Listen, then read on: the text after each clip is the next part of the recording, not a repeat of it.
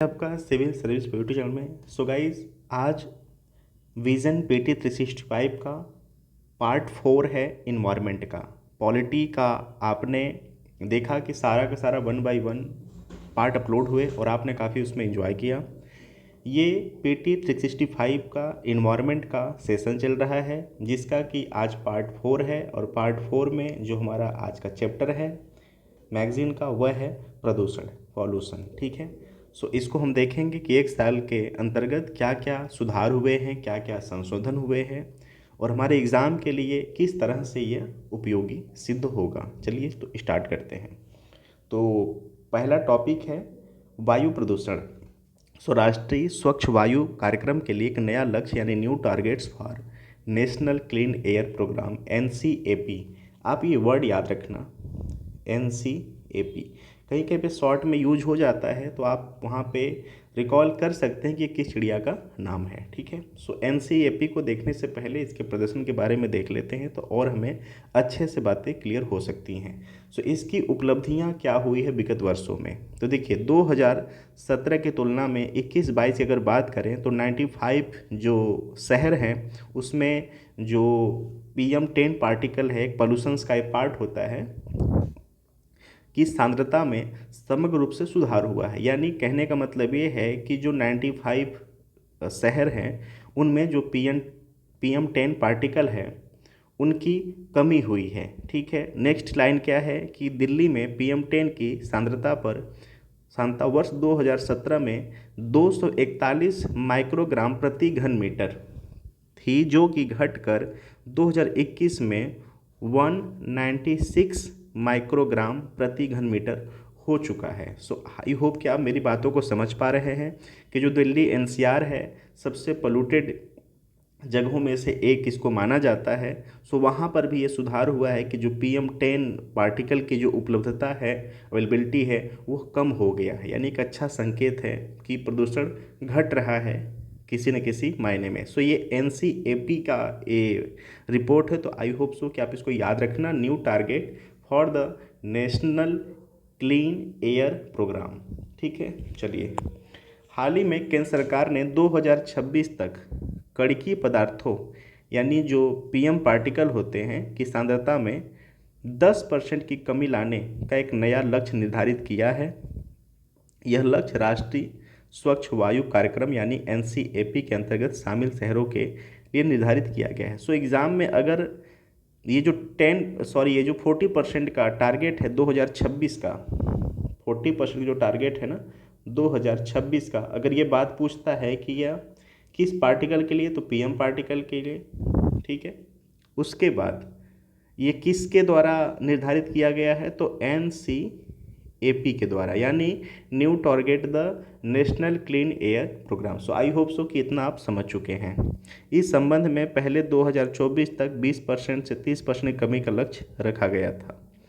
सो जो 2024 है वहाँ पर 20 से 30% का रखा गया था, लेकिन अभी हाल ही में ये चर्चा में इसलिए बना है कि जो 2024 का टारगेट था उसको 2026 में शिफ्ट करके जहाँ पे 20 से 30% की बात कही जा रही थी वहाँ पे 40% का टारगेट तय कर दिया गया है। ठीक है, अब थोड़ा NCAP के बारे में जान लेते हैं। इसे 2019 में आरंभ किया गया था। इसका उद्देश्य वायु प्रदूषण की रोकथाम, नियंत्रण और निवारण हेतु एक व्यापक मिटिगेशंस कार्य योजना तैयार करना है। ठीक है, शुरुआत में इसके तहत देश भर में PM10 और PM2.5 की सांद्रता में 2024 तक 20 से 30% का लक्ष्य निर्धारित किया गया था। ठीक है, और इस लक्ष्य को हासिल करने के लिए 2017 का आधार वर्ष रूप में निर्धारित किया। यानी जो 2017 का आधार वर्ष का मीन्स की जो PM2.5 और PM10 जो पार्टिकल हैं उस समय जो भी अवस्थिति रही होगी, इनकी जो भी अवेलेबिलिटी रही होगी, उसके आधार पर 20 से 30% का इनका टारगेट था, जो कि अब शिफ्ट करके 2026 में और 20-30 को 40% कर दिया गया है। ठीक है, चलिए अब आगे चलते हैं। संबंधित तथ्य यानी स्वच्छ वायु सर्वेक्षण।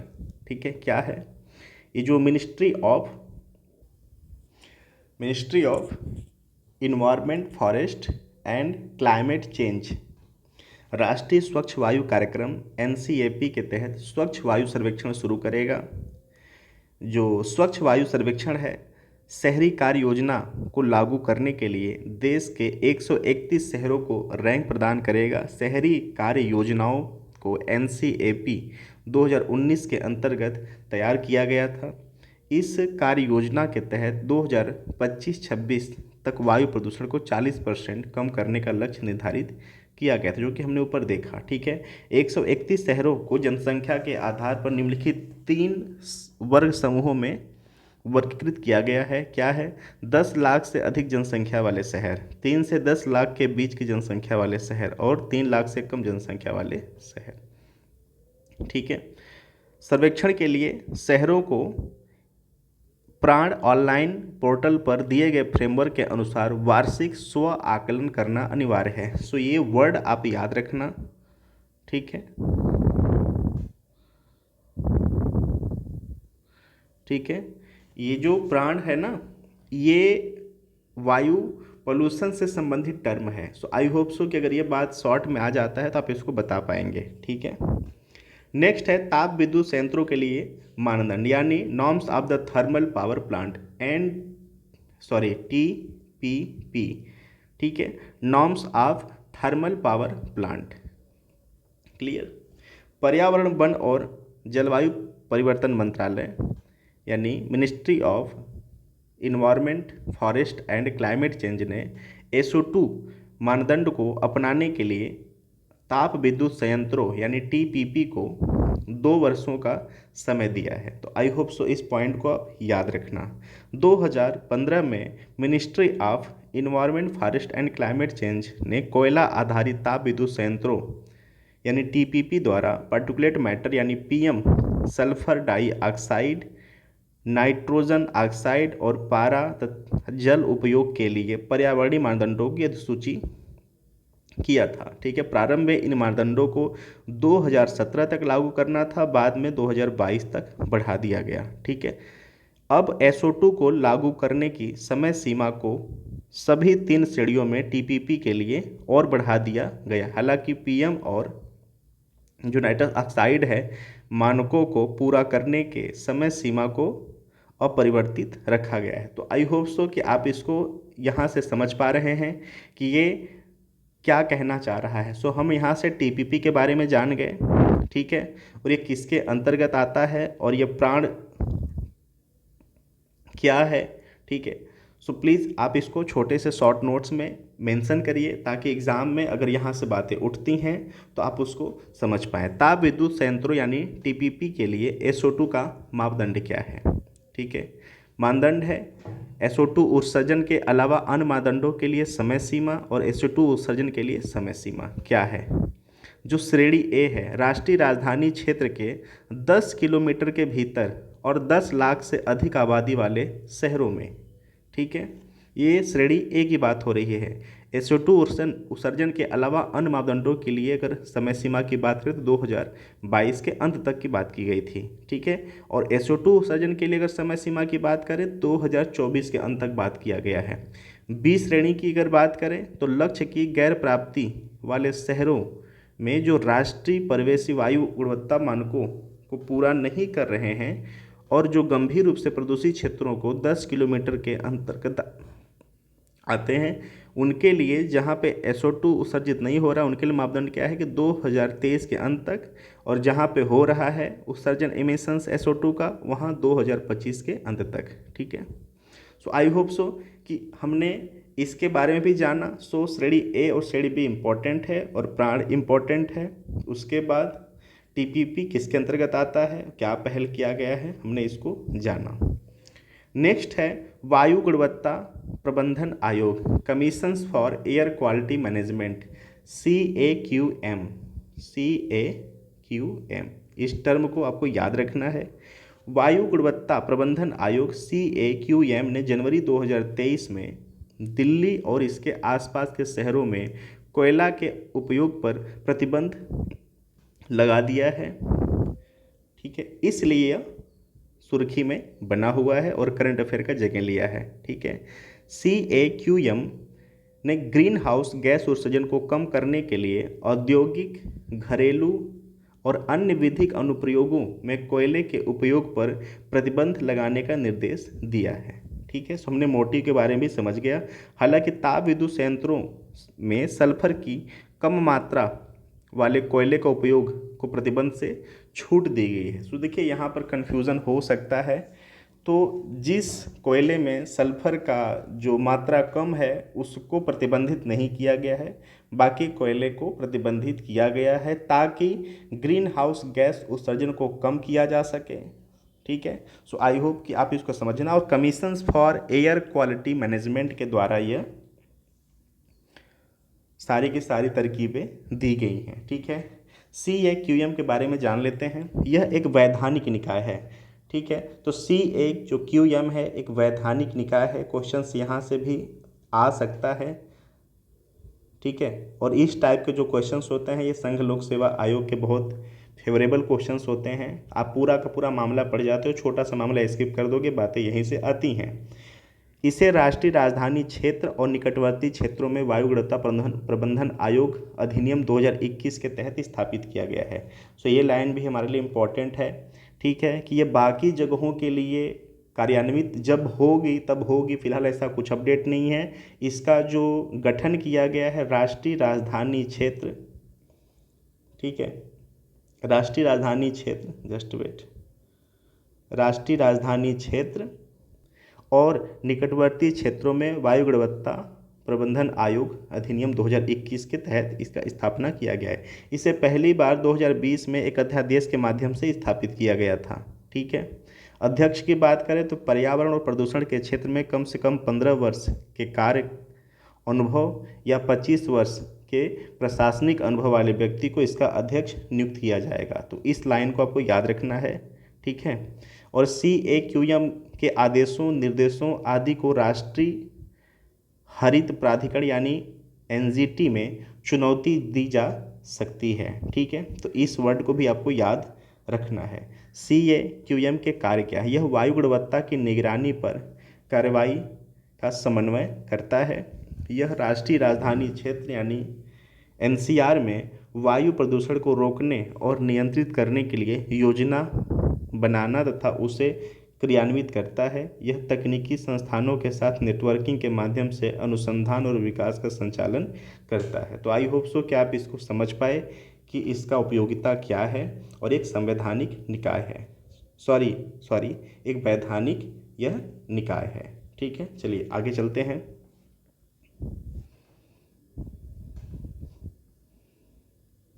बायोडिंकपोजर क्या है? यह दिल्ली सरकार ने पराली जलाने पर रोक लगाने के लिए खेती में बायोडिंकपोजर का छिड़काव किया है।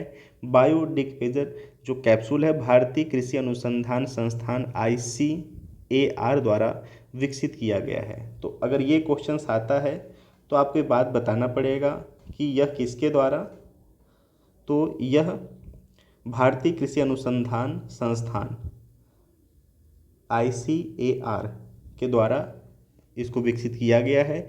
यह कैप्सूल 15 से 20 दिनों की अवधि में पराली को खाद में बदलने और इसके अपघटन की प्रक्रिया को तेज करता है। यह लाभकारी सूक्ष्म जीवों के एक समूह से बना है। ठीक है, सो ये लाइन भी इम्पॉर्टेंट है, आप इसको भी याद रखेंगे। नेक्स्ट हमारा टॉपिक है विश्व स्वास्थ्य संगठन का वायु गुणवत्ता database, WH air quality database. So हमारे लिए इम्पोर्टेंट होने वाला है। स्टेट PCS में भी ऐसे क्वेश्चंस आए हुए हैं। ठीक है, सो WHO ने अपने वायु गुणवत्ता डेटाबेस के लिए 2022 का अपडेट जारी किया है। क्या है? 2022 के अपडेट से पता चलता है कि लगभग संपूर्ण वैश्विक आबादी 99% WH की स्वीकार्य वायु गुणवत्ता सीमा से अधिक प्रदूषित वाले वायु में सांस ले रहे हैं। सो यहाँ से हमारे लिए ये इंपॉर्टेंट हो जाता है, परसेंटेज पूछ सकता है और ये टाइमिंग पूछ सकती है। ठीक है ना। नया वायु गुणवत्ता डेटाबेस पहली बार नाइट्रोजन ऑक्साइड की वार्षिक औसत सांद्रता की वास्तविक माप प्रस्तुत करता है। यह सामान्य शहरी प्रदूषण और पार्टिकुलेट मैटर यानी PM पार्टिकल जो है और ओजोन पूर्ववर्ती घटक है। तो ये लाइन आप याद रखना, क्योंकि यहाँ पर जो NO2 का उपस्थिति दर्ज की गई है और उसका जो आंकड़ा पब्लिश किया गया है, ये हमारे लिए इस सेगमेंट को इम्पॉर्टेंट बना देता है। ठीक है, इसमें माइक्रोन यानी PM10 या 2.5 माइक्रोन यानी PM2.5 के बराबर या उससे छोटे व्यास वाले पार्टिकुलेट मैटर की माप भी शामिल है। तो अगर ये क्वेश्चन आ जाता है कि इस रिपोर्ट में जो PM पार्टिकल है उसका पैरामीटर कहाँ से कहाँ तक है, तो PM10 या PM2.5 या उसके बराबर या उससे छोटे व्यास वाले पार्टिकुलेट मैटर को भी शामिल किया गया है। ठीक है, WHO वायु गुणवत्ता दिशा निर्देश के बारे में, इसे सामान्य वायु प्रदूषकों यथा PM और ओजोन, NO2 और SO2 के लिए अनुशंसित स्तर और अंतरित लक्ष्य शामिल हैं। इसकी पहली बार 1987 में जारी किया गया था। इसका नवीनतम वैश्विक संस्करण 2021 में प्रकाशित हुआ था। देखिए, शुरुआत में ना आपको ये मैगज़ीन थोड़ी सी बल्कि लग सकती है, तो मैं जो हाईलाइट कर रहा हूँ ना, आपके पास अगर मैगज़ीन है तो वैसे आप भी हाईलाइट करते चलें, और अगर आपको जो भी सेगमेंट और इम्पोर्टेंट लगता है वहाँ से भी आप करें। लेकिन हाँ, प्रीवियस ईयर का जो पेपर है आप उसको सामने अपने ओपन करके रखिए। उसके बाद आप ये एक अच्छे से अनुमान लगा पाएंगे कि हमें क्या पढ़ना है, और जो UPSC का पूछने का तरीका है कि अगर किसी भी कमीशन से, किसी भी ऑर्गेनाइजेशन से क्वेश्चन पूछता है तो किस हिसाब से पूछता है, तो वहाँ पर ना आपको किसी का चेला बनने की आवश्यकता नहीं है। बिल्कुल आप अच्छे से डिसाइड कर पाएंगे कि हमें किन चीज़ों को स्किप कर देना होता है। ठीक है, चलिए अब आगे चलते हैं। नेक्स्ट हमारा टॉपिक है वायु प्रदूषण से निपटने के लिए अन्य पहले, other initiative to tackle air pollution.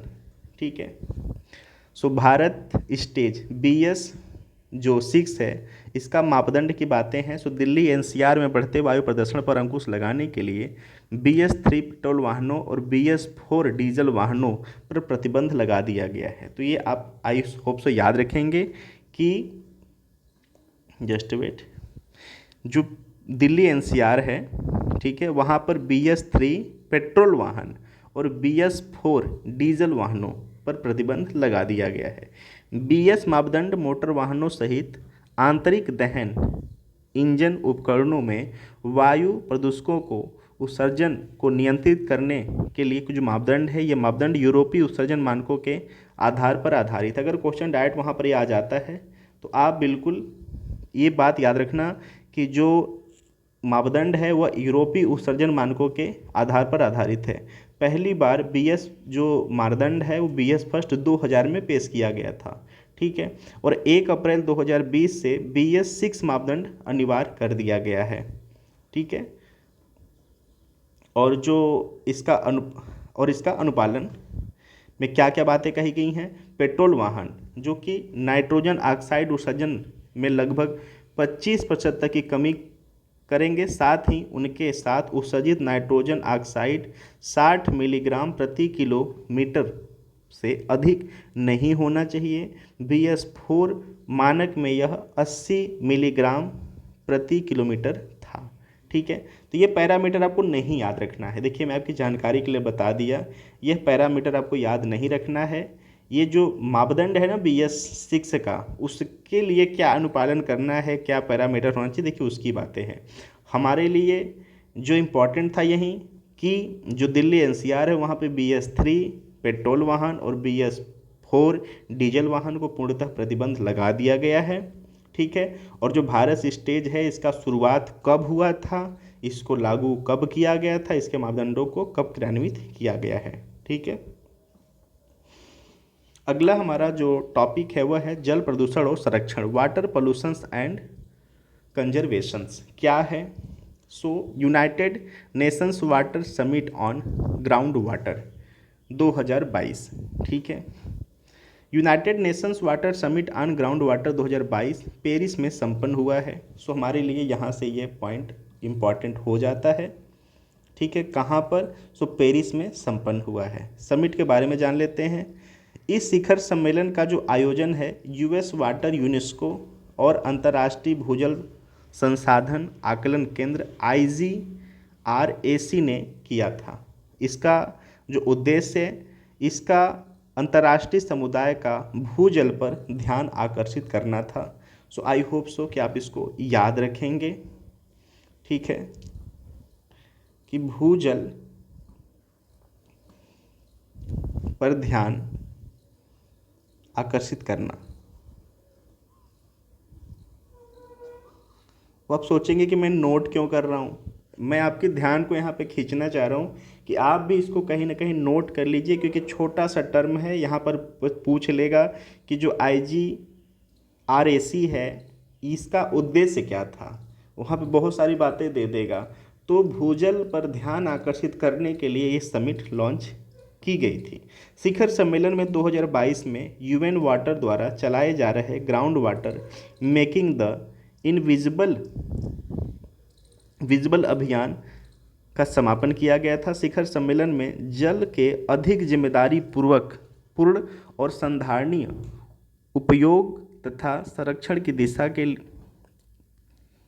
किए गए जाने वाले प्रयासों को निर्धारित करने के लिए दिशा निर्देशों के रूप में SDG 6 GAF का इस्तेमाल किया गया था। इसके अतिरिक्त भूजल की ओर विश्व का ध्यान आकर्षित करने के लिए संयुक्त राष्ट्र विश्व जल विकास बोर्ड 2022 का आधार रेखा के रूप में उपयोग किया गया था। तो आई होप सो ये पूरी समरी को आप समझ पा रहे हैं कि इसका क्या था। देखिए इसमें छोटा सा बस हमें इतना ही पढ़ना था, ठीक है, कि इसका जो समिट है कहाँ पर, तो पेरिस में संपन्न हुआ है, ठीक है, किसके द्वारा और कौन सी संस्था थी और इसका उद्देश्य क्या था, हमारे लिए इम्पोर्टेंट इतना था। बस हमने इसलिए इसको देखा ताकि हमें चीज़ें समझ में आ जाए कि इसका भूमिगत बैकग्राउंड क्या है, ठीक है ना।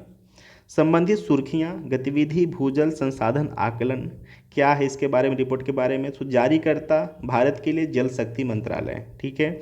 केंद्रीय भूजल बोर्ड और राज्य संघ राज्य संयुक्त रूप से समय समय पर भूजल संसाधन आकलन करते हैं। रिपोर्ट की मुख्य अगर निष्कर्ष की बात करें तो भारत विश्व में भूजल का सर्वाधिक उपयोग करने वाला देश है और यह विश्व के 1/4 भूजल का दोहन करता है। ये UPPCS का जो पेपर 14 मई को होने वाला है, ठीक है, ये वहाँ से इम्पॉर्टेंट हो जाता है, ठीक है, क्योंकि सीधी सीधी बात है और सीधी सीधी बात स्टेट PCS में आ जाते हैं, ठीक है। इनके रिचार्ज की बात करें तो कुल वार्षिक भूजल पुनर्भरण बढ़ गया है, तो हमारे लिए एक अच्छा संदेश है। इसमें वर्षा का योगदान का जो लगभग 61% योगदान है। तो यानी जो भूजल का दोहन हो रहा है ना, दोहन तो बढ़ा है, लेकिन इसके साथ साथ जो पुनर्भरण है, उस दोहन को जो पूरा किया जा रहा है उसमें भी परसेंटेज बढ़े हैं। उसमें जो हमारा वर्षा का पानी है उसका योगदान 61% है, ठीक है। भूजल दोहन के स्तर में गिरावट देखी गई है, ठीक है, और यह दोहन कम होकर 60% तक आ गया है। भूजल पुनर्गठन की तुलना में उसके उपयोग का प्रतिशत भूजल दोहन का स्तर कहलाता है। मैं रिपीट कर दे रहा हूँ, जो भूजल है, भूजल पुनर्भरण की तुलना में उसके उपयोग का प्रतिशत भूजल दोहन कहलाता है। यानी जो भूजल है वो जो पुनर्भरण है, जैसे यहाँ पर परसेंटेज दिया था बारिश का, यानी ये कोई टैंक है, पुनर्भरण का मतलब इसका इनपुट, इनमें जो इनपुट हो रहा है, ठीक है, की तुलना में इसका जो दोहन हो रहा है, जो यहाँ से आउटपुट निकल रहा है, जो आउट हो रही है वाटर, ठीक है, इसके परसेंटेज को हम भूजल दोहन कहते हैं, ठीक है।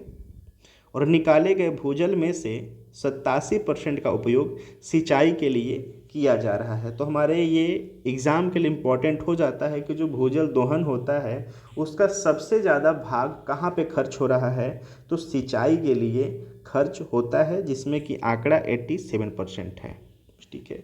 कुछ इम्पॉर्टेंट टर्मिनोलॉजी है, क्या है, अति दोहन, ठीक है, क्या है, एक वर्ष में भूजल का जितना पुनर्भरण होता है उससे अधिक जल की निकासी को अति दोहन कहा जाता है। तो आप ये टर्म याद रखना। गंभीर की बात क्या है, वैश्विक आधार पर जितना दोहन योग्य भूजल संसाधन उपलब्ध है उसका 90 से 100% दोहन गंभीर स्थिति मानी जाती है। सुरक्षित की बात क्या है, जो भूजल पुनर्गठन है पुनर्भरण है 70% से कम दोहन सुरक्षित स्थिति कहलाता है। चलिए आगे चलते हैं। अब हरियाणा, पंजाब, राजस्थान, दादर नगर हवेली तथा दमन दीव में भूजल दोहन का स्तर बहुत अधिक है, यानी 100% के पास है। ठीक है, जो 67% भूजल आकलन इकाइयाँ सुरक्षित हैं। अति दोहन वाली आकलन इकाइयों की संख्या में गिरावट दर्ज की जा रही है। 14% आकलन इकाइयाँ अति दोहन की श्रेणी में है, 4% गंभीर की श्रेणी में है। सो आप ये याद रखना कि जो 14% है वह अति दोहन, ठीक है, और 4% जो गंभीर के श्रेणी में है। ओके, और हरियाणा, पंजाब, राजस्थान, दादर नगर हवेली तथा दमन दीव में भूजल दोहन का स्तर बहुत अधिक है। तो आप इनको भी याद रखना कि हरियाणा, पंजाब, राजस्थान, दादर नगर हवेली, दमन दीव में भूजल का दोहन अधिक ज़्यादा स्तर पे। देखिए ये तो जो हरियाणा और पंजाब हैं ये कृषि प्रधान क्षेत्र हैं, जो राजस्थान है वह थार मरुस्थल के पास है। सो आप समझ सकते हैं कि यहाँ पानी की आवश्यकता कितनी होती है और कितना दोहन होता होगा। दादर नगर हवेली एक सिप घाटी जगह है, ठीक है, दमन दीव, तो यहाँ पर तो खारे पानी की अवेलेबिलिटी होती है, तो पानी सप्लाई होता होगा और हो रहा है, जो कि आप पैरामीटर और शॉर्ट की से अपने को रिकॉल कर सकते हैं। ठीक है, चलिए आगे चलते हैं। नेक्स्ट है वाटर कन्वेंशंस। क्या है, सुर्खियों में क्यों बना हुआ है, तो 2022 में यूरोप के लिए संयुक्त राष्ट्र आर्थिक आयोग UNECE के वाटर कन्वेंशन जल अभिसमय की 30वीं वर्षगांठ है। सो आई होप कि आप इसको याद रखेंगे कि यह 30वीं वर्षगांठ की बात करें 2022 में। Water conventions on the protections and use of transboundary water courses and international lakes 1992 के बारे में यह बात करता है। तो आप इसको ज़्यादा याद मत रखना, ये सुर्खियों में क्यों बना था हमने इसको देखा। ठीक है, देखिए यहाँ पे अगर बातें आ सकती हैं तो संभावना है UNECE से, United Nations economic commissions for Europe, यानी UNECE क्या है। सो इसका जो स्थापना है 1947 में संयुक्त राष्ट्र आर्थिक एवं सामाजिक परिषद, ठीक है, के द्वारा किया गया था। इकोसोक आप इसको शॉर्ट में बोल सकते हैं। UNECE का प्रमुख उद्देश्य क्या है, संपूर्ण यूरोपीय क्षेत्र में आर्थिक एकीकरण को बढ़ावा देना।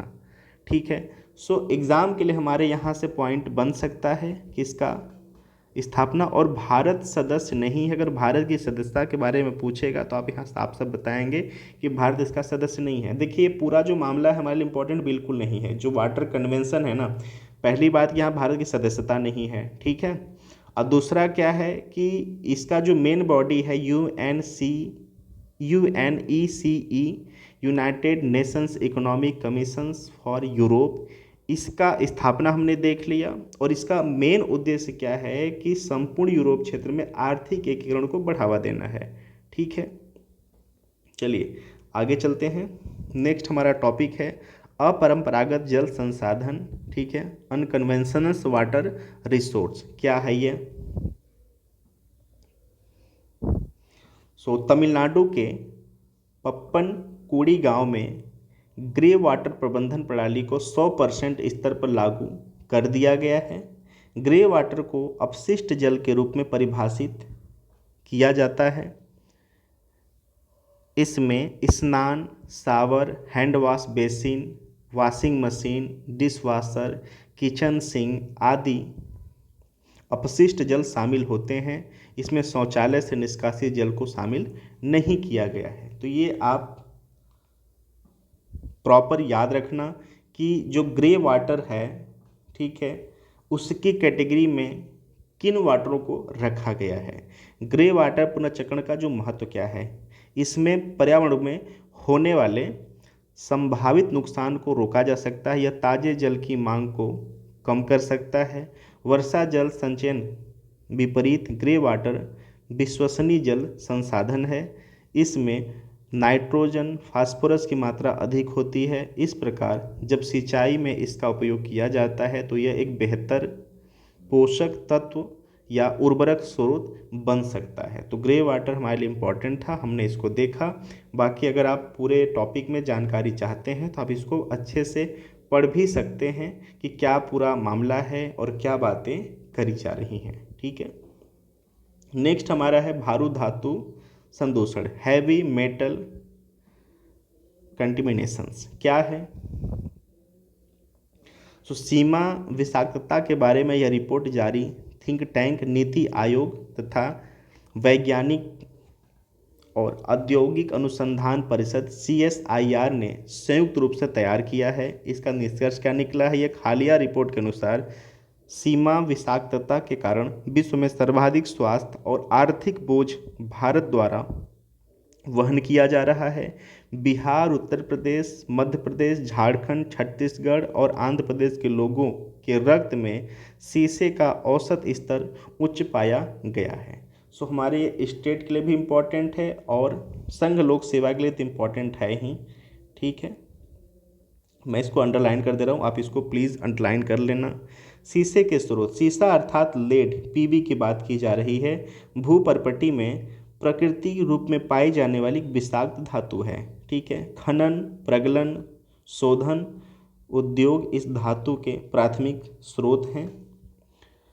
तो अगर स्रोत पूछ लेता है तो आपको याद रखना खनन, प्रगलन, शोधन इसका प्रमुख स्रोत हैं। घरेलू उत्पाद जैसे कॉस्मेटिक उत्पाद, आयुर्वेदिक दवाइयाँ आदि में इसका स्रोत है। वैज्ञानिक रिसाइकलिंग के कारण प्रिंटेड सर्किट बोर्ड्स और बैक्टीरियो में भी इसका मौजूदगी रहती है। मिट्टी से बनी वस्तुओं में चमकदार बर्तन और चीनी मिट्टी के जो बर्तन बनते हैं, क्रोकरी, ठीक है, और जल निकाय इत्यादि इसके अन्य स्रोत भी हैं। ठीक है, और इसमें कुछ पहल करने की बात अगर करें प्रौद्योगिकी के क्षेत्र में तो 2021 में IIT मंडी ने जल नमूनों से भारी धातु को अलग करने के लिए बायोपॉलिमर आधारित सामग्री का उपयोग करके रेशेदार झिल्ली फिल्टर विकसित किया था। तो आप IIT मंडी के इस टेक्नोलॉजी को भी याद रखेंगे। और बाकी इसमें अगर कोई चीज़ आप जानना चाहते हैं तो आप उसको अच्छे से जानिए, इसको देखिए। समय बहुत कम है जिसको पाकर हम सिर्फ हाईलाइटेड बातों पे ही चलना चाह रहे हैं। शीशे का स्वास्थ्य पर प्रभाव, यहाँ से बातें बन सकती हैं। तो शीशे के हल्के प्रभाव में आने से सिर दर्द, जी मिचलाना, चिड़चिड़ापन, थकान और पेट दर्द आदि लक्षण के प्रकट होते हैं। देखिए ये ना एक नॉर्मल कॉज भी है, तो आप ऐसा मत सोचना कि अगर ऐसी दिक्कतें हो तो आपको उस बॉडी में PB की मात्रा बढ़ चुकी है। एक सामान्य लक्षण है जो कि इसकी बातें कर रहा है। ठीक है, समय से पहले जन्म, ठीक है, जिसको कि प्रीमैच्योर बर्थ कहते हैं। जन्म के समय कम वजन, नवजात शिशुओं का धीमा विकास। ठीक है, शीशे के संपर्क में आने से शरीर में एनीमिया का खतरा बढ़ जाता है क्योंकि यह हीमोग्लोबिन के निर्माण को रोकता है। नेक्स्ट क्या है, शीशे के अधिक प्रभाव में आने से विशेषकर बच्चों के मस्तिष्क का विकास प्रभावित होता है और यह IQ लेवल को भी कम करता है। तो ये जो PB है, ठीक है, इसकी उपयोगिता के बारे में बता रहे कि हमारे लिए इसकी उपयोगिता कितना नश्वर सिद्ध होती, कितना नेगेटिविटी से भरा हुआ है। सो आई होप सो आप इसको रिकॉल करना और पॉइंट जो यहाँ से है आप इसको याद रख लेना। नेक्स्ट हमारा जो टॉपिक है वह है पर एंड पॉलीफ्लोरा एल्काइन पदार्थ।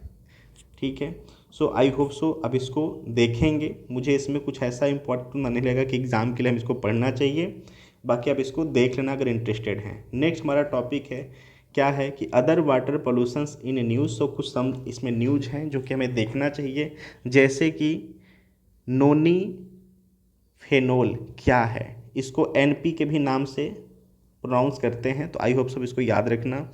एक अध्ययन में संपूर्ण भारत में पेयजल में विषाक्त रासायनिक एनपी के उच्च स्तर की उपस्थिति का पता चला है। तो नोनिल फेनोल को आप याद रखेंगे, ठीक है। नोनिल फेनोल का उपयोग आमतौर पर नोनिल फेनोल एथोक्सिलेट्स का उपयोग में किया जाता है। जो एनपीई है का प्रयोग पृष्ठ सक्रिय कारक, ठीक है, सर्फेक्टेंट्स यानी कि पृष्ठ सक्रिय कारक के रूप में किया जाता है। इसके अतिरिक्त यह दिन प्रतिदिन के उपभोक्ता उत्पादों जैसे कि डिटर्जेंट, वेटिंग एजेंट, डिस्पेंसेंट में भी प्रयुक्त होता है। इसका मानव पर प्रभाव की बात करें तो जो नोनिल फेनॉल है एक अंतःस्रावी विघटनकारी, ठीक है, एंडोक्रीन डिसरप्टर है जो कि जन्मदोष, त्वचा, आँखों में जलन आदि के जैसे प्रतिकूल प्रभाव से संबंधित है। संयुक्त राष्ट्र पर्यावरण जो कार्यक्रम यूएनईपी है ने भी जो नोनिल फेनोल है को chemicals of a global concern के रूप में नामित किया है, ठीक है। सो ये हमारे लिए इम्पॉर्टेंट हो जाता है कि जो यूएनईपी है नोनिल फेनोल को chemicals of a global concern के रूप में नामित किया है। हालांकि भारत में पेयजल और सतही जल में विशेष रूप से नोनिल फेनोल के लिए कोई मानक मौजूद नहीं है, ठीक है। ये दोनों लाइन आपको याद रखना है, इन दोनों लाइन में कंफ्यूज मत होना। भारत में पेयजल और सतही जल में विशेष रूप से नोनिल फेनोल के लिए कोई मानक मौजूद नहीं है। देखिए मानक की बात कर रहा है, ठीक है। और यहाँ पर क्या बात कह रहा है कि एक अध्ययन से संपूर्ण भारत में पेयजल में विषाक्त रासायनिक नोनिल फेनोल के उच्च स्तर की उपस्थिति का पता चला है। तो इन दोनों को याद रखना, उपस्थिति की बात कर रहा है न कि मानक का, तो दोनों को कंफ्यूज नहीं होना है। यहाँ पर अभी इसका कोई पैरामीटर नहीं बात तय किया गया है, लेकिन उपस्थिति की मौजूदगी की बात कही गई है। मानव किस तरह से प्रभावित होता है, सो यह एक अंतःस्रावी विघटनकारी, ठीक है और ये जन्मदोष, त्वचा और आँखों के जलन आदि के लिए प्रतिकूल प्रभाव से संबंधित है। और यूएनईपी का जो वर्ड है, ठीक है, chemicals of a global concern, आप इसको भी याद रखेंगे। नेक्स्ट है एंडोसल्फान, ठीक है। सुप्रीम कोर्ट ने केरल सरकार को जहरीले कीटनाशक एंडोसल्फान के प्रत्येक पीड़ित को 5 लाख रुपए मुआवजा देने का निर्देश दिया है, इसलिए यह न्यूज में बना हुआ था। एंडोसल्फान यह एक आर्गोक्लोनिक बायोसाइड्स है। इसका उपयोग न्यूरोटॉक्सिक प्रभाव पैदा करके कीटों और घुनों को नियंत्रित करने के लिए किया जाता है, ठीक है। इसका छिड़काव कपास, काजू, फल, चाय, धान, तंबाकू आदि फसलों पर किया जाता है। 2011 में सुप्रीम कोर्ट द्वारा यह दीर्घस्थायी कार्बनिक प्रदूषकों पर स्टॉकहोल्म अभिसमय के तहत प्रतिबंधित किया गया था। तो इसका जो ये टर्मिनोलॉजी है ना कि 2011 में Supreme Court, just wait, Supreme Court के द्वारा दीर्घस्थायी कार्बनिक प्रदूषकों पर स्टॉकहोल्म अभिसमय के तहत प्रतिबंधित किया गया था। आपको ये भी याद इसको रखना है, और ये जो टर्मिनोलॉजी है इसको तो बहुत अच्छे से याद रखना है। चर्चा में क्यों बना हुआ था, तो एग्जाम में ये तो नहीं आने वाला है, लेकिन इसका क्रियाविधि, इसका डाटा आ सकता है, ठीक है। जो एलाक्लोर डाइक्लोरबोस टाइक्लोफार्म फास्फोमिडान मिथाइल पैराथियान फोरेट और ट्राइजोफोस पर भी दिसंबर 2020 में पूर्ण प्रतिबंध लगा दिया गया था। तो थोड़ा सा वर्ड क्रिटिकल है, लेकिन आई होप सो कि आप इसको, तो इनकी संगतियों को भी याद रखें। मैं रिपीट कर रहा हूँ कि एलाक्लोर, ठीक है, एलाक्लोर, ठीक है, डाइक्लोरबोस, ट्राइक्लोरफार्म, फास्फोमिडान, मिथाइल पैराथियान, फोरेट और ट्राइजोफोस पर भी दिसंबर 2020 में पूर्ण प्रतिबंध लगा दिया गया था। तो ये पॉइंट याद रखना है। और 2011 में सुप्रीम कोर्ट द्वारा दीर्घ स्थायी कार्बनिक प्रदूषकों पर स्टॉकहोम अभिसमय के तहत प्रतिबंधित किया गया था एंडोसल्फान को। ये स्टॉकहोम अभिसमय काफ़ी इम्पॉर्टेंट ये कन्वेंशंस है, तो आई होप सो आप इसको याद रखेंगे। और साथ में ये जो कैटेगरी है इनको भी आप याद रखेंगे, क्योंकि यहाँ से नाम आ सकता है, थोड़ा क्रिटिकल है, इसलिए वहाँ पे एग्ज़ाम में ट्विस्ट बनाया जा सकता है। ठीक है। माइक्रोप्लास्टिक, भारतीय विज्ञान संस्थान IISc के एक अध्ययन में चेतावनी दी गई है कि कावेरी नदी में माइक्रोप्लास्टिक की उपस्थिति में मछलियों का नुकसान पहुंच सकता है। ठीक है, तो इस बात को याद रखना। ठीक है। माइक्रोप्लास्टिक का जो आकार है 5 mm से कम होता है, तो ये पैरामीटर भी हमारे लिए इम्पोर्टेंट है। ठीक है। इनमें माइक्रोफाइबर सबसे प्रचुर मात्रा में टुकड़े, छर्रे, फ्लैक्स, सीट, फोम आदि शामिल होते हैं। विभिन्न मार्गों में जल निकायों में प्रवेश करते हैं। इससे वायुमंडलीय निक्षेप, दूषित भूमि के अपवाह या नगर पालिका का अपशिष्ट जल आदि शामिल होता है। अगर स्टडी की बात करें तो अध्ययन के लिए रमन स्पेक्ट्रोस्कोपी का उपयोग किया गया था। अध्ययन के दौरान माइक्रोप्लास्टिक और साइक्लोहेक्सिल कार्यात्मक समूह वाले विषाक्त रसायनों का पता लगाया गया था। माइक्रोप्लास्टिक व रसायन मछलियों में बीमारियों के लिए एक जिम्मेदार पाए गए हैं। ठीक है, तो आई होप सो कि आप यहाँ से बातों को समझ चुके हैं कि मेन बात क्या है और माइक्रोप्लास्टिक का जो साइज पैरामीटर है ये क्या है, और भारतीय विज्ञान संस्थान IISc के अध्ययन से क्या बातें पता चली हैं और इसमें किस नदी की बातें कही जा रही हैं। ठीक है, तो वहाँ नदियों का नाम भी आ सकता है। ठीक है, तो आप ये भी याद रखना। ऐसा नहीं कि बस कावेरी में ही माइक्रोप्लास्टिक की उपस्थिति की बात कही जा रही है, बहुत सारी नदियों में भी जिसका अध्ययन हुआ है उसका यहाँ पर नाम मेंशन है। ठीक है। रमन स्पेक्ट्रोस्कोपी क्या है? सो यह एक गैर ध्वंसात्मक रसायन विश्लेषण तकनीक है। यह रसायन संरचना, चरण और आणविक अंतरक्रियाओं के बारे में व्यापक जानकारी प्रदान करता है। ठीक है, तो रमन स्पेक्ट्रोस्कोपी अगर आ जाता है तो आप इसको बताएंगे कि क्या होता है। नेक्स्ट हमारा है नैनो प्लास्टिक। जस्ट शोधकर्ताओं ने जीवों में नैनो प्लास्टिक की मात्रा का पता लगाने और उसमें मापने के लिए नई धात्विक फिंगरप्रिंट आधारित विधि विकसित की है। सो ये जो टेक्निक है आप इसको याद रखना, धात्विक फिंगरप्रिंट। ठीक है।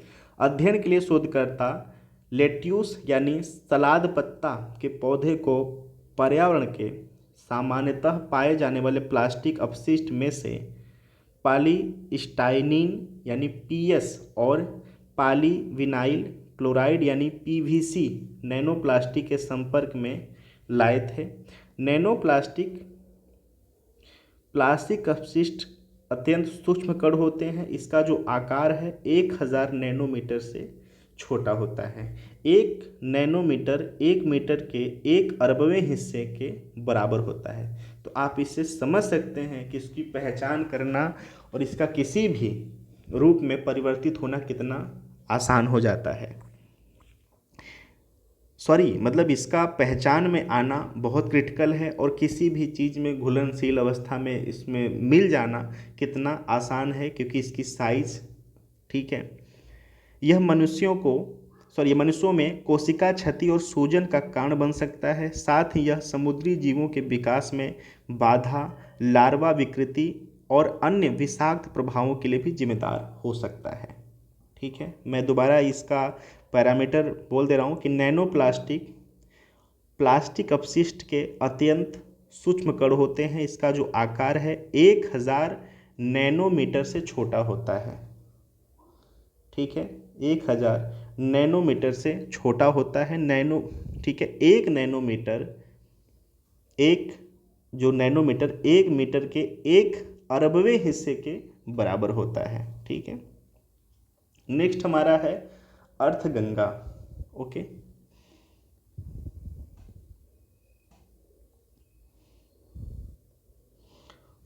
यहाँ से इसके इम्पोर्टेंस को हम देखते हैं कि क्या है इसका इम्पोर्टेंस हमारे लिए।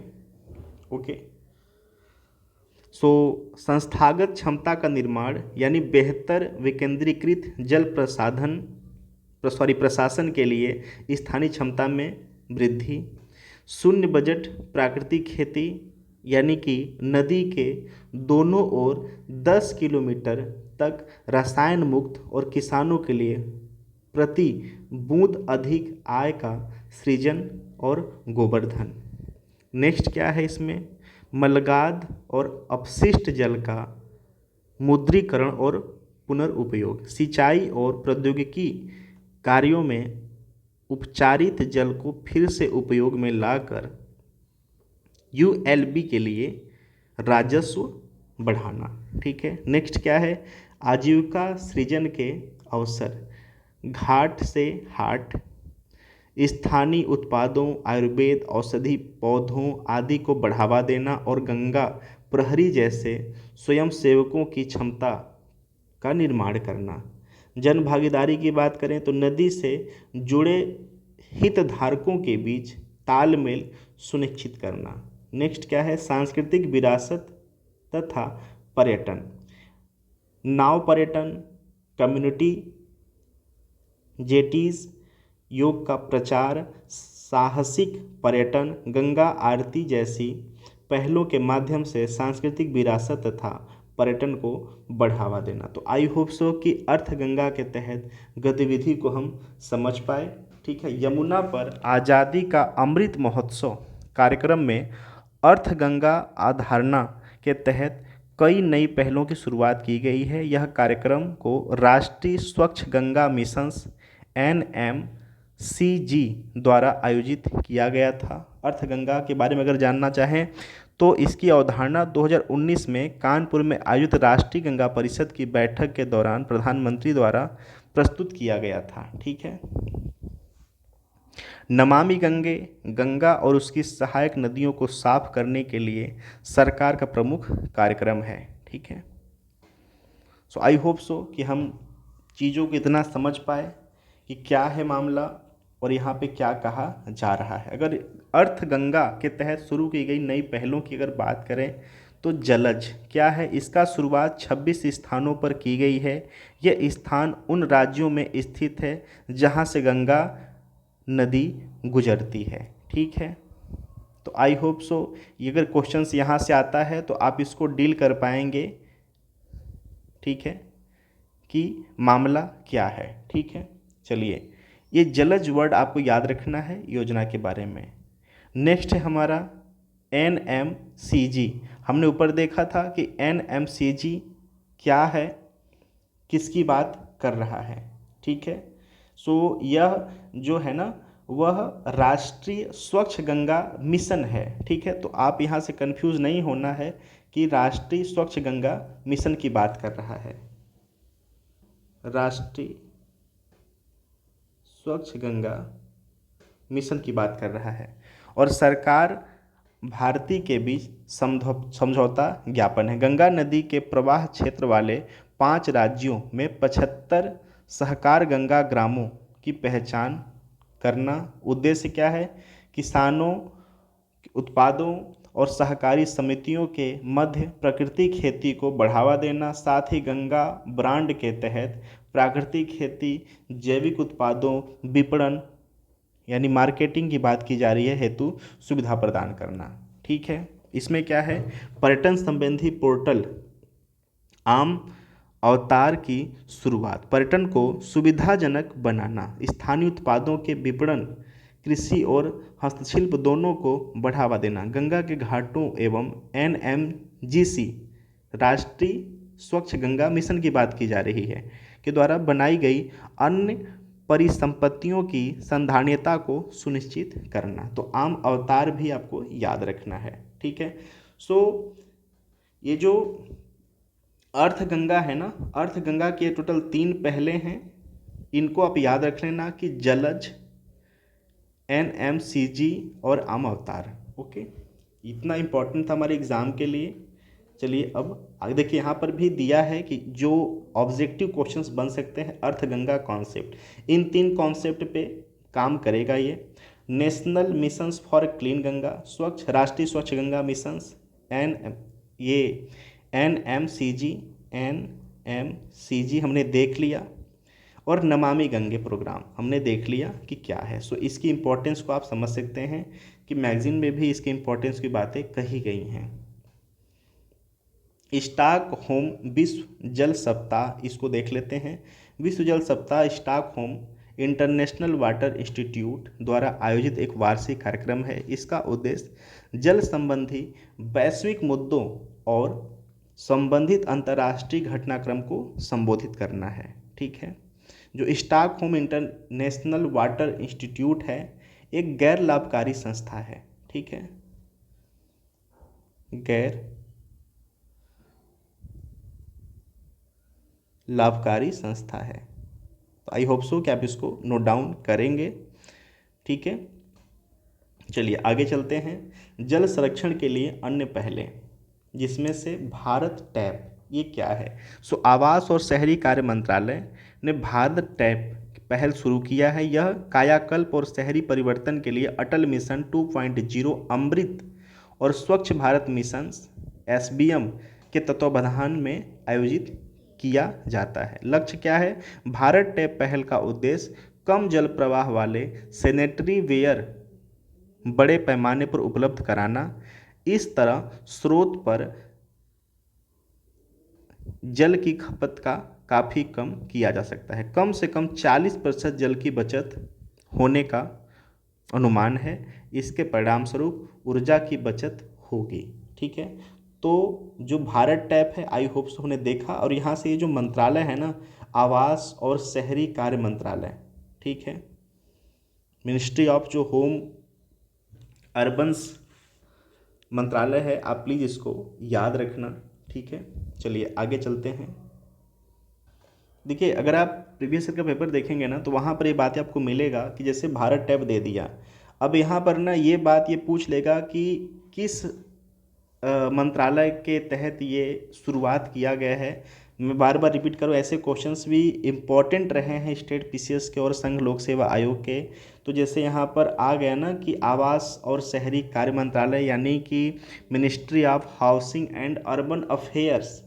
ठीक है, तो कभी कभी ये भी दे सकता है, ठीक है, कि MOUHA क्या है, इससे जुड़ा हुआ कंटेंट। तो आप इसको थोड़ा सा ब्रॉड व्यू बनाकर आप समझने की कोशिश करिए कि मंत्रालय का नाम पूछ लेता है। ठीक है, तो इसलिए ये छोटा सा जो टॉपिक है ना, इसको आप बहुत इग्नोर मत करना कि भारत टैप है, हमने याद कर लिया कि इसका क्या काम है। बिल्कुल नहीं, आपको किस मंत्रालय के तहत ये शुरुआत की गई है, क्या पहल है, इसको भी आपको याद करते हुए चलना है।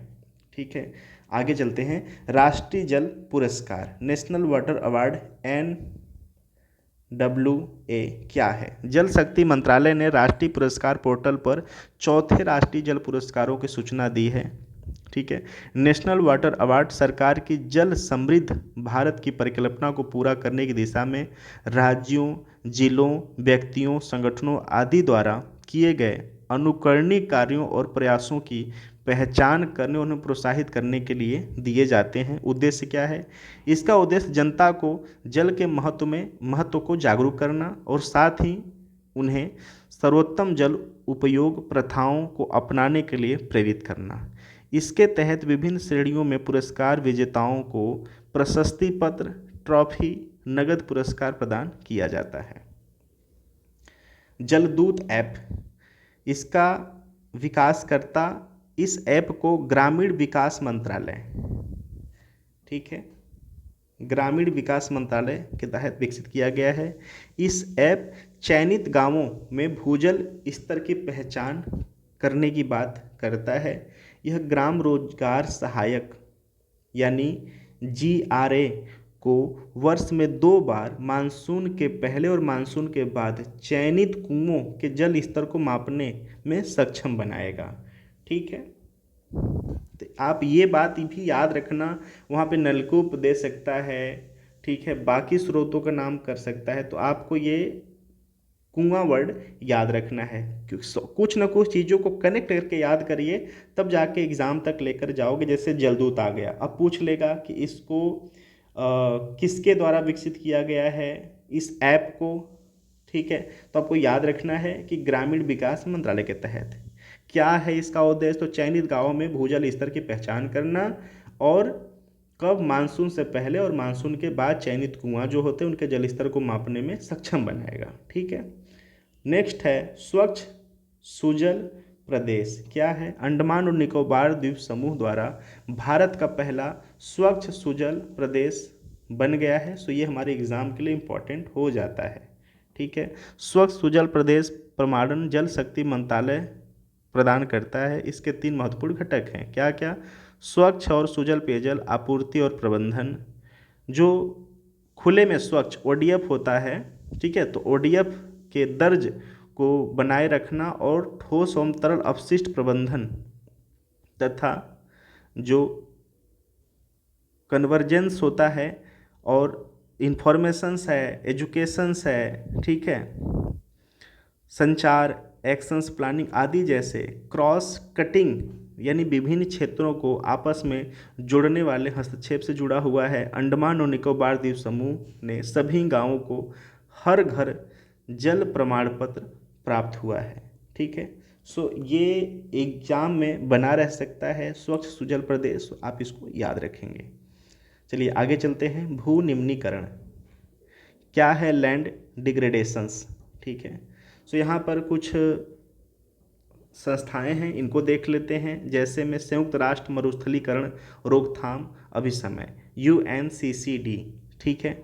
तो इसका जो 1994 में स्थापित किया गया था, यह पर्यावरण विकास को संधारणी भूमि प्रबंधन से जोड़ने वाला एकमात्र कानूनी रूप से बाध्यकारी अंतर्राष्ट्रीय समझौता है, ठीक है। ये देखिए जो बाध्यकारी संस्थाएं हैं, बाध्यकारी नहीं, इसको भी याद रखना होता है। एग्ज़ाम में यहाँ से टिप्स बन सकते हैं और बनते भी हैं। भारत सदस्य है, पक्षकार है, ठीक है।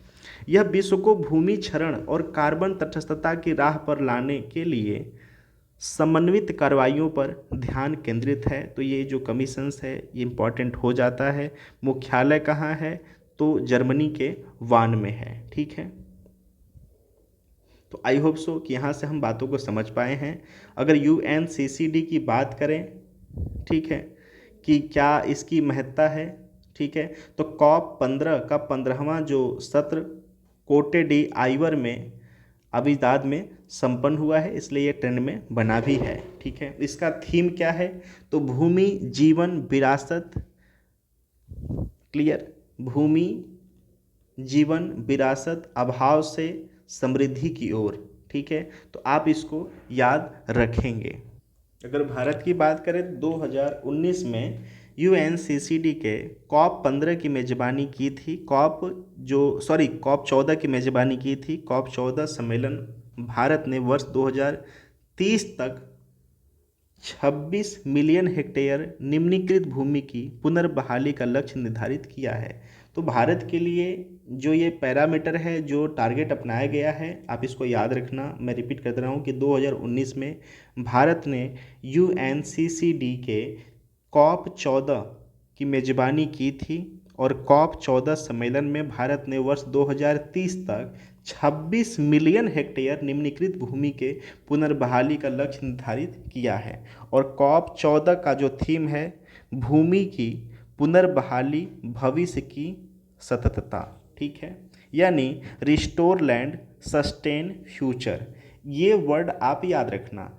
अगर आप ये जो हिंदी में लिखा गया है थीम, अगर इसमें थोड़ा सा होता है कि याद नहीं हो पाएगा, तो आप याद रखना कि रिस्टोर लैंड सस्टेन फ्यूचर, ये थोड़ा याद हो सकता है। तो हमारे लिए COP14 इंपॉर्टेंट इसलिए हो जाता है क्योंकि भारत ने सदस्यता किया है, ठीक है। और COP15 अभी है, तो इसका थीम आपको याद रखना है कि भूमि जीवन विरासत अभाव से समृद्धि की ओर, ये आप याद रख सकते हैं थोड़ा सा, ठीक है। तो आई होप सो कि आप चीज़ों को समझ चुके हैं कि मैं क्या कहना चाह रहा हूँ, ठीक है। अगर COP15 के प्रमुख निष्कर्ष की बात करें तो इसमें क्या घोषणाएं की गई हैं, ठीक है। तो अभियान आह्वान इसे दीर्घकालिक पर्यावरणीय संधारियता के बढ़ावा देने के लिए राष्ट्राध्यक्षों और सरकार प्रमुखों ने जारी किया है। भूमि के सफलतापूर्वक पुनर्स्थापना के लिए लैंगिक समानता प्राप्त करने पर अभियान घोषणा पत्र जारी की गई है, ठीक है। तो अभियान जो घोषणा है ना, इसको भी ये टर्म को याद रखना है। जो COP15 है, भूमि जीवन और विरासत, ठीक है, UNCCD की प्रमुख रिपोर्ट वैश्विक भू परिशिष्ट 2 के निष्कर्षों को संबोधित करती है, ठीक है। नेक्स्ट हमारा है और इम्पॉर्टेंट है प्रकाश प्रदूषण, लाइट पोल्यूशंस क्या होता है, ठीक है, clear. So international dark sky week आयोजन किया गया था, ठीक है। सो यह प्रकाश प्रदूषण के नकारात्मक प्रभाव के बारे में जागरूकता बढ़ाने और रात्रिकालीन आकाश का आनंद उठाने के लिए आयोजित किया गया था। तो इंटरनेशनल डार्क स्काई वीक, ये आप याद रखेंगे, हमारे एग्ज़ाम के लिए यहाँ से बातें बन सकती हैं, तो ये हमें याद रखना है। इंटरनेशनल डार्क स्काई एसोसिएशंस के द्वारा एक वार्षिक कार्यक्रम है, ठीक है। तो ये जो आयोजन है ना, यह IDA यानी इंटरनेशनल डार्क स्काई एसोसिएशंस, ये पब्लिश करता है, एक वार्षिक रिपोर्ट है। सो यहाँ पर क्या इनकी उपस्थिति से यानी लाइट पोल्यूशन से क्या दिक्कतें आती हैं, हम इसको देख लेते हैं, ठीक है। सो प्रकाश प्रदूषण के कारण इमारतों और अन्य निर्मित संरचनाओं में टकराव लाखों पक्षियों का मौत का कारण बनता है, ठीक है। प्रकाश के कारण दिशा भ्रमण, ठीक है, प्रकाश प्रदूषण रात में उड़ने वाले पक्षियों को आकर्षित करता है और उन्हें विचलित करता है, जिससे प्रकाश वाले क्षेत्रों में ही चक्कर लगाते रहते हैं। इसके उनके संग्रहित ऊर्जा कम हो जाती है और फिर उनके थकावट, शिकार और घातक टक्कर जैसी खतरा पैदा हो सकता है, ठीक है। जैविक चक्र में बाधा की बात, सो प्रकाश प्रदूषण पक्षियों के व्यवहार में परिवर्तन कर सकता है, उनके आवास, भोजन की खोज, ठीक है, उनकी जो वोकल है, संचार आदि प्रभावित होती हैं। साथ ही उनका दैनिक व वार्षिक जीवन चक्र भी, जैविक चक्र भी प्रभावित हो जाता है, ठीक है। पारिस्थितिकी तंत्र के लिए बाधक की बात क्या है, सो ये हमारे लिए इम्पोर्टेंट हो सकता है एग्जाम के लिए कि प्रकाश प्रदूषण न केवल पक्षियों बल्कि अन्य जानवरों और पौधों को भी प्रभावित करता है, ठीक है। मानव के लिए नुकसान क्या है, सो सर्केडियन रिदम और मेलाटोनिन के उत्पादों को प्रभावित करता है, जो प्रकाश और अंधेरे द्वारा नियंत्रित होते हैं। नींद संबंधी विकार, मधुमेह, अन्य समस्याएं भी हो सकती है। तो हमारे लिए इम्पोर्टेंट ये हो जाता है और IDA के द्वारा ये पब्लिश की जाती है, वार्षिक रिपोर्ट है। ये जो वार्षिक कार्यक्रम था, आपको इसको भी याद रखना है। तो यहाँ से हमारे लिए इम्पोर्टेंट इतना ही था। चलिए अब आगे चलते हैं। अपशिष्ट प्रबंधन, वेस्ट मैनेजमेंट की बात है। देखिए ये हाईलाइट मैं यहाँ पे किया हुआ हूँ, आप इसको पढ़ लेना, ठीक है। थोड़ा सा वीडियो बहुत लॉन्ग हो रहा है, इसको मैं छोटा भी करना है। ऑलरेडी हम 1 आवर कंप्लीट कर चुके हैं इस वीडियो में, इसलिए हम सोच रहे हैं कि थोड़ा सा वीडियो जल्दी से छोटा हो सके। सो एकल उपयोग वाले प्लास्टिक पर प्रतिबंध, ठीक है। सो प्लास्टिक अपशिष्ट प्रबंधन PWM संशोधन नियम 2021 के अंतर्गत प्रतिबंधित सिंगल यूज प्लास्टिक, ठीक है, प्लास्टिक स्टिक वाले ईयरबड्स, गुब्बारे के लिए प्लास्टिक स्टिक, प्लास्टिक के झंडे, कैंडी स्टिक, आइसक्रीम स्टिक, इस पे प्रतिबंध लगाया गया है। कल्टरी वस्तुओं की अगर बात करें तो प्लेट, कप, ग्लास, कल्टरी वस्तुएं जैसे कि फोर्क, चम्मच, चाकू, स्ट्रॉ, ट्रे, इस पे भी प्रतिबंध लगाने की बात कही गई है। पैकिंग, रैपिंग, जो फिल्म होते हैं, मिठाई के डिब्बों, ठीक है, निमंत्रण पत्र, सिगरेट के पैकेज पर लगाई जाने वाली रैपिंग, ठीक है। सो आई होप सो कि आप चीज़ों को समझ रहे हैं कि ये बातें क्या कही जा रही है। देखिए क्वेश्चंस यहाँ से नहीं आने वाला है, ठीक है, ये आपकी जानकारी के लिए है, ठीक है, कि यहाँ से क्या बातें हो रही हैं और ये पहल क्या है, ठीक है।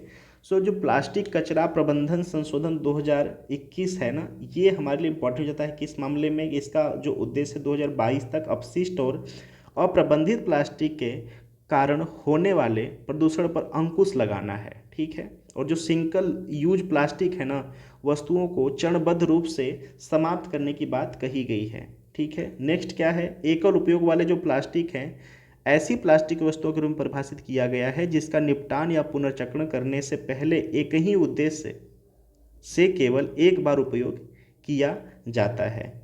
30 सितंबर 2021 से प्लास्टिक कैरी बैग की मोटाई 50 माइक्रोन से बढ़ाकर 75 माइक्रोन और 31 दिसंबर 2022 से 120 माइक्रोन तक कर दी गई है। तो हमारे लिए ये जो अपडेट डाटा है, ये 120 माइक्रोन आज के समय में पैरामीटर चल रहा है प्लास्टिक का, सिंगल यूज प्लास्टिक का। ठीक है, गुटखा, तंबाकू, पान मसाला के भंडार, पैकिंग या बिक्री के लिए प्लास्टिक सामग्री का उपयोग करने वाले पाउच के उपयोग पर पूर्ण प्रतिबंध लगा दिया गया है।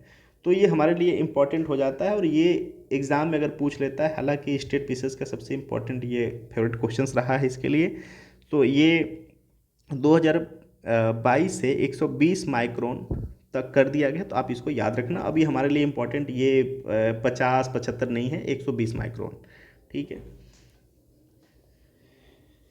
नेक्स्ट क्या है, महाराष्ट्र, तमिलनाडु, गुजरात भारत में शीर्ष प्लास्टिक अपशिष्ट उत्पादकों में शामिल हैं। ये नाम याद रखना, मैं रिपीट कर रहा हूँ, महाराष्ट्र, तमिलनाडु, गुजरात भारत में शीर्ष प्लास्टिक अपशिष्ट उत्पादकों में शामिल हैं ये। ठीक है, तो ये स्टेट का नाम याद रखना है। ठीक है, भारत प्लास्टिक अपशिष्ट के उत्पादन में विश्व के 5वें नंबर पर है, ये हमारे लिए इम्पोर्टेंट है।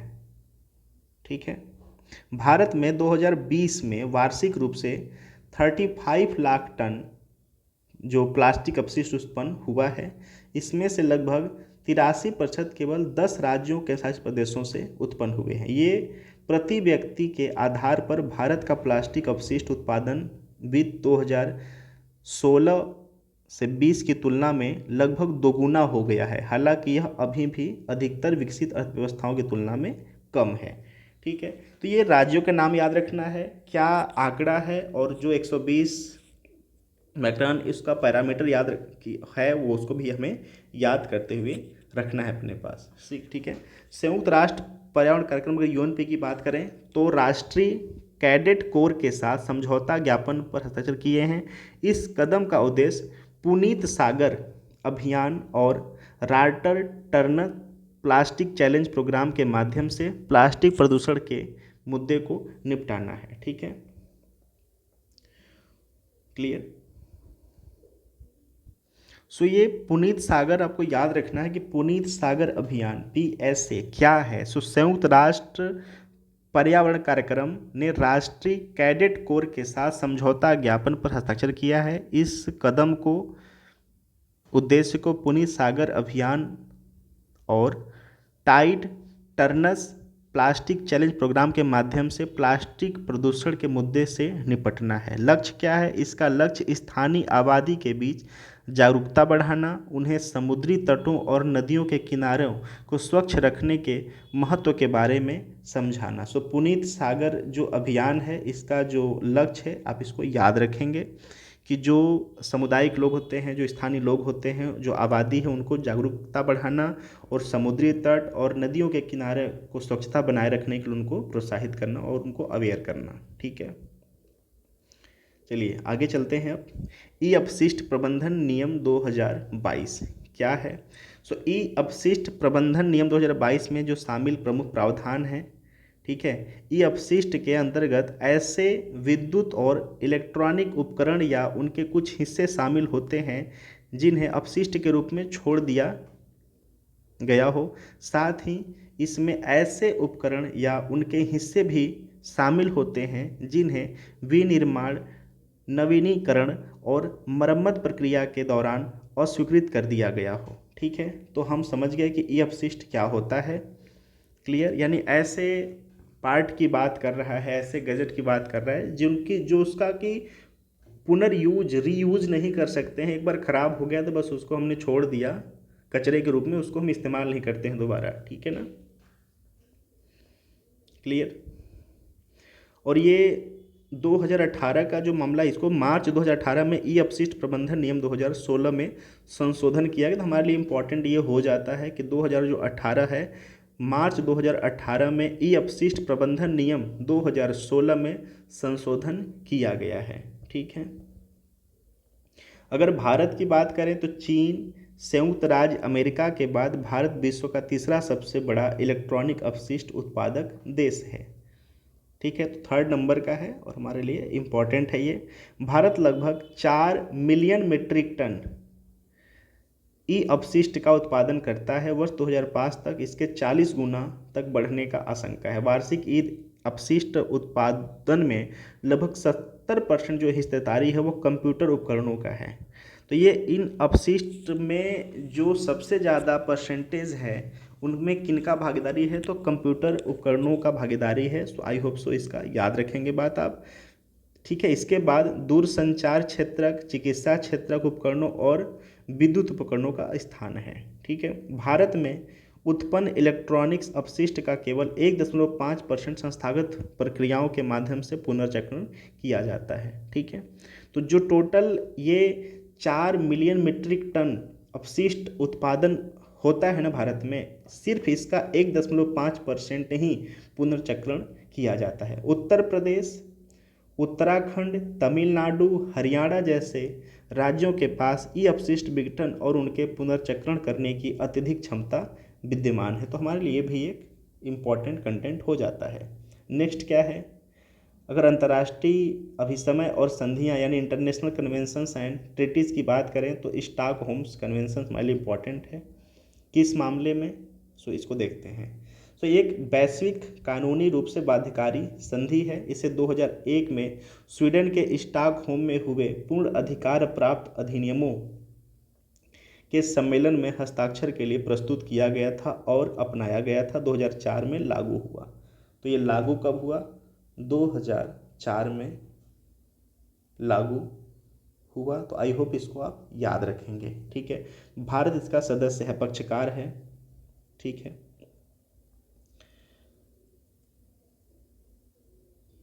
ठीक, और पीओपे से मानव स्वास्थ्य और पर्यावरण की रक्षा करना इसका उद्देश्य है। अब पीओपे क्या है, तो आप यहाँ पे देखेंगे कि परसिस्टेंट ऑर्गेनिक पॉल्यूटेंट, ठीक है।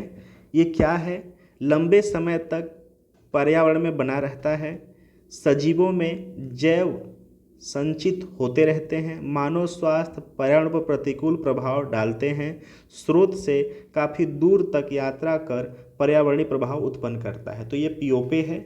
सो इसके मानव स्वास्थ्य और पर्यावरण की रक्षा करना इसका मेन उद्देश्य है, किसका, स्टॉकहोम कन्वेंशंस का, ठीक है।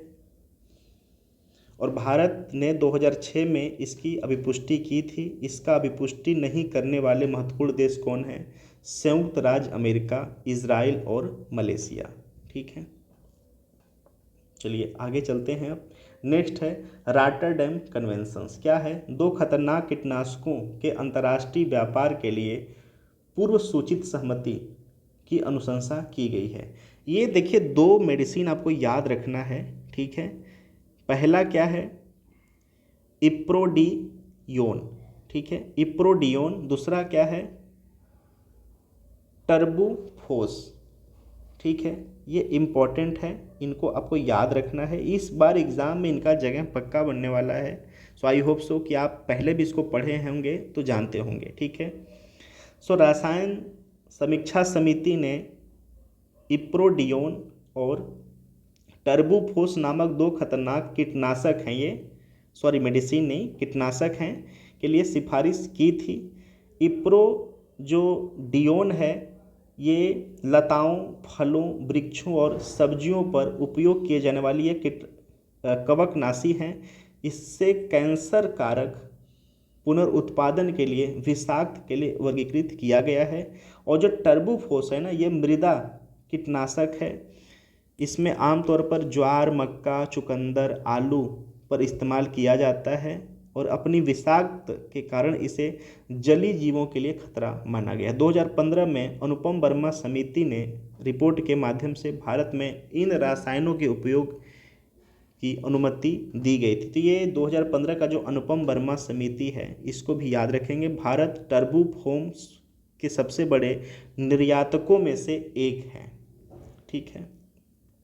रॉटरडैम कन्वेंशंस, ठीक है,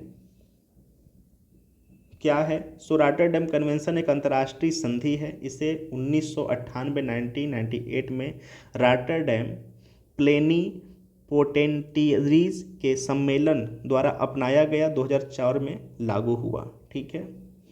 उद्देश्य क्या है? खतरनाक रसायनों में व्यापार के संबंध में देशों द्वारा सूचित निर्णय लेने में मदद करने के लिए डिज़ाइन किया गया है।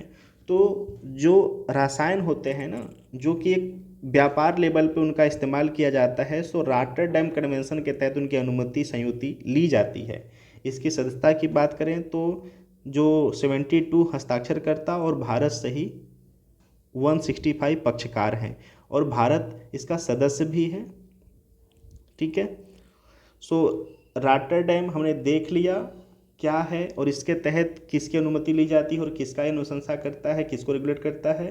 ठीक है। 2015 का अनुपम वर्मा समिति की रिपोर्ट हमने देख लिया कि जो इप्रोडियोन और टर्बूफोर्स टाइप के जो कीटनाशक है ना, इनके उपयोग की अनुमति ये समिति देती है।